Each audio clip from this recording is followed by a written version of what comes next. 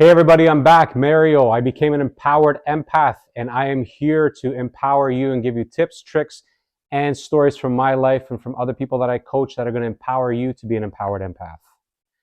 How do we find a profession or a line of work that brings out the best in us, that empowers us, that doesn't affect us so negatively, drain us physically, doesn't drain us emotionally, doesn't cross our personal boundaries, doesn't work against us? So what we're going to do is we're going to look at characteristics of empaths and point out some of the jobs and some of the professions that we maybe should avoid, and some other professions, some other jobs that actually bring out the best with our natural capabilities, and then what we can do if we're in a job or in a profession that we can't necessarily leave at the moment. What do we do to cope and to thrive in those environments too? Empaths are influenced by their environment. We know that in an office environment, for example, where you don't necessarily have windows, fresh air coming in, perhaps you're sitting in a giant room filled with cubicles. Now you can imagine the ups and downs that people go through at their jobs. What happens is that collective energy can work against us. Maybe avoid working as a server in a restaurant or a bar. It's a high stress job. It's something that I've done as well. And when you're exposed to that collective energy, and especially the emotional energy that comes into a place like a bar, for example, it can really wreak havoc on you. I know that at the end of my shift, I had a very difficult time winding down. I had a very difficult time sleeping. It was very hard on my physical body, and it was something that I just couldn't continue to do. Courthouse is a place where there's a lot of disputes that are trying to be resolved, and one party versus the other, and it just creates an energy of conflict, and that's certainly something that you don't want to be exposed to on a daily basis. And I would avoid working in a shopping mall, simply because it's a lot of stagnant energy in that shopping mall. There's thousands of people coming through there, and again, you're exposed to that collective. Avoid professions where conflict resolution is needed. Things like police officer, public relations, customer service. You can be exposed to an individual who's all charged up because they're not happy about the product or service that they received, and it's your job to help them resolve that. And although this work is a noble work, and you're serving others and you're helping empower others, at the same time, that negative energy charge that's coming at you could work against you and really, really drain you.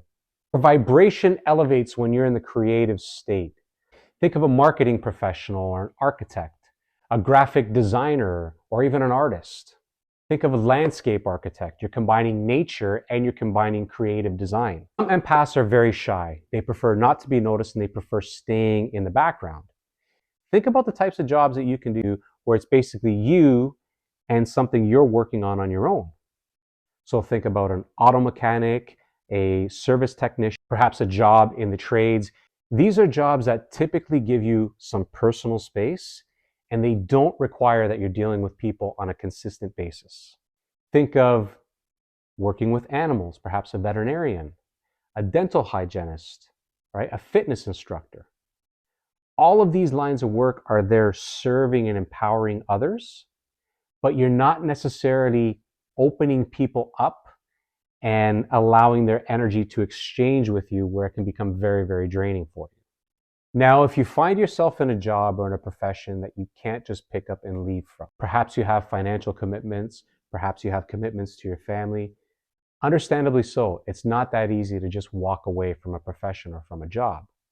That's the point where being an empowered empath will strengthen you, give you that much more resilience to continue in that line of work. Energy shielding. It is so important for an empath to energy shield. And it's so important for highly sensitives to shield. For empaths, I recommend a white shield of energy protection. And for highly sensitives, I recommend a golden shield of energy protection. Reason being is that with the golden shield of energy protection, it actually acts as a deterrent to energies and entities sticking to you.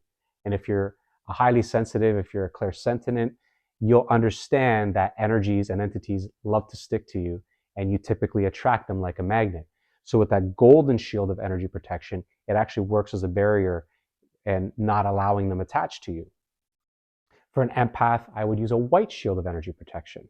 The white shield of energy protection actually protects you against the energies and the emotions that are coming in from other people and reduces the severity of them, and it reduces the impact that it has on us. But remember, when shielding, always start from the Earth's core.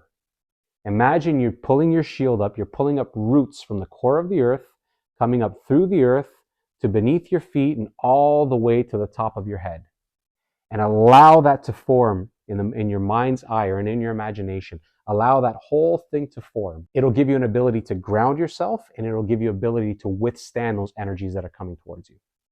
Energy filters for your reticular activating system.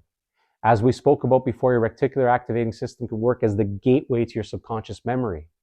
And if you're constantly bombarded with emotions and feelings from people that are around you, that can penetrate through the reticular activating system and form a belief or a program into your subconscious mind. It can actually affect your operating system or the way that you see yourself and the way you see the world. So what you want to do is you want to filter with a white energetic filter, a white heavenly light energetic filter. That filter works to filter out the low frequencies, emotions, and thought forms that are coming from the people around you or coming from the collective of the environment that you're found in. I highly recommend the Wim Hoff breathing technique. It'll take you a couple minutes. It fills you with energy. It centers you and it grounds you and recharges your energy, relaxes your nervous system. Find some time alone, perhaps on your lunch break, maybe go out to your car. It's a perfect opportunity for you to recenter, recharge, and reinvigorate yourself as you go back into work. Stay hydrated. Try and get exercise 3 to 5 times a week. Honor your vessel. Eat a good diet and try to supplement that diet with good nutritional supplements. When you have a higher frequency and a strengthened aura, you're that much stronger and have that much more protection from the negative energies that are coming towards you. Try and understand the lesson that's there for you. I know for myself, it was very difficult leaving my corporate job. And it's funny that when I learned the lesson as to why I was still at that job, that's when the new opportunity came up for me. So I believe there's a lesson in everything. When things are happening to us, they're happening to us to teach us something.